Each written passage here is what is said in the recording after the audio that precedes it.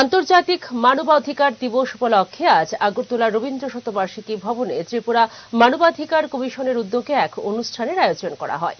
অনুষ্ঠানের উদ্বোধন করেন মুখ্যমন্ত্রী অধ্যাপক ডাক্তার মানিক সাহা। তিনি বলেন, মানবাধিকার দিবস পালনের মূল লক্ষ্য হচ্ছে সাংবিধানিক ও মৌলিক অধিকার রক্ষা করা।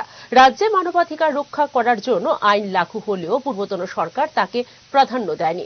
সম্প্রতি নতুন 3টি ফৌজদারি আইন যে বলবৎ করা হয়েছে তাও মানবাধিকার রক্ষার জন্যই। অনুষ্ঠানে বক্তব্য রাখতে গিয়ে রাজ্যের লোকায়ুক্ত বি.কে কিলিকদার বলেন, আন্তর্জাতিক মানবাধিকার দিবসের একটি ঐতিহাসিক তাৎপর্য রয়েছে।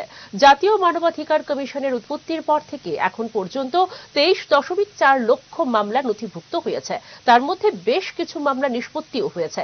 অনুষ্ঠানে উপস্থিত ছিলেন advocate general Shaktimoy Chakraborty, police মহানির্দেশক অমিতাভ রঞ্জন, ত্রিপুরা মহিলা কমিশনের চেয়ারপারসন ঝর্ণা দেববর্মা, ত্রিপুরা মানবাধিকার কমিশনের চেয়ারপারসন বিচারপতি স্বপন চন্দ্র দাস।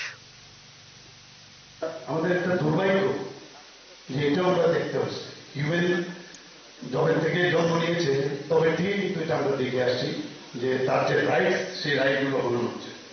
এখানে আমরা জানি যে এখানে এই দিনটি 1948 রাষ্ট্রসংঘ 1948 সালের 10ই ডিসেম্বর এটাকে ঘোষণা দিয়েছে আন্তর্জাতিক মানবাধিকার দিবস। এবং কিন্তু আনুষ্ঠানিকভাবে ভারতবর্ষে সেটা অনুষ্ঠিত হয়েছে 1950 সালে। এবং রাষ্ট্রসংঘের যতগুলো তাদের সদস্য দেশ আছে তাদেরকে বলা হয়েছে 10ই ডিসেম্বরকে যেন তাদের এই দিনটি আন্তর্জাতিক মানবাধিকার দিবস হিসেবে পালন করে।